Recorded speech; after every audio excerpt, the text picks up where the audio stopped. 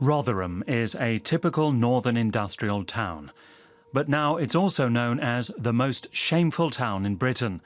It's where hundreds of children and teenagers were groomed and sexually abused.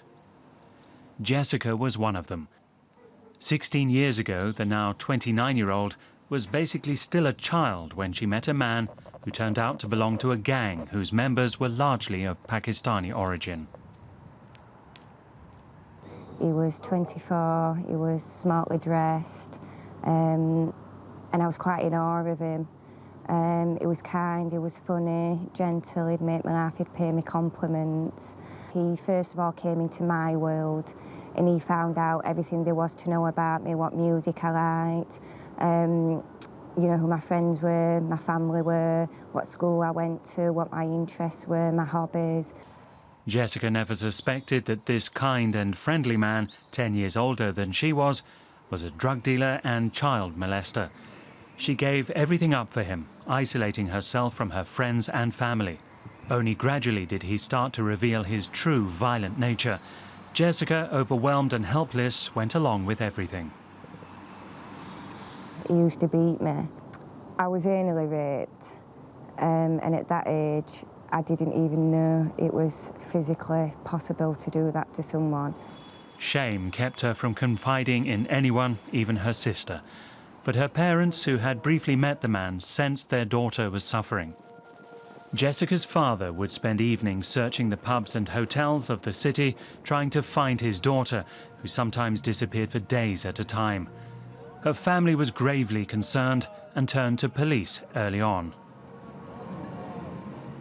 Yeah, they used to threaten to arrest my father for wasting police time when he used to go down to report it, and threaten to remove my dad from the police station.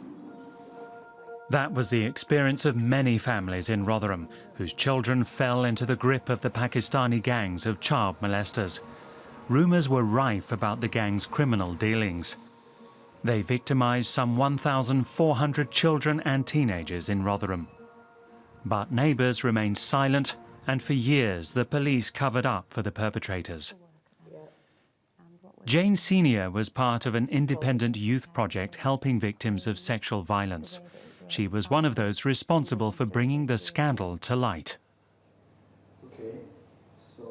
What we also had is a lot of comments about it being a race issue and not wanting to upset our Muslim communities.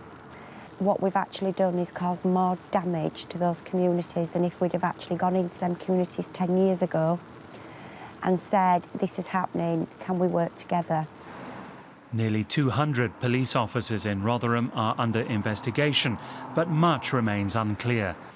There's a great deal of shame over the matter, and questions about the scandal are unwelcome, not just within the Muslim community. Not right now, we've got a bus to catch, we've only just finished work, so we've got to go home. Sorry. I can't talk about it, sorry. The police commissioner has been failed to do his job. A lot of people in the council building has failed to do their jobs. And at the minute we have government who is in our town here basically, and who are solving things, which is good. And we hopefully it will get done soon. But what the media exactly, well, yeah, it makes it too big, I think. Jessica was finally able to have her story heard, and with the help of a victim support organisation, she filed charges against her abuser, Rashid Hussain. He's been sentenced to 35 years in prison in one of the first trials against the Rotherham gangs. Jessica's mother did not live to see the sentencing. Her family believes she died of grief. The trial ended just 2 months ago, and Jessica hasn't yet recovered from her experiences. The best thing for her is to be with people she trusts. I want to focus on my health and spending time with my family. The investigation's taken up so much of my life. It went on for 2.5 years. Jessica intends to continue helping to uncover the child sex abuse scandal.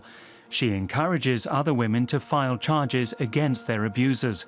But that activism has also made her a target of threats in Rotherham.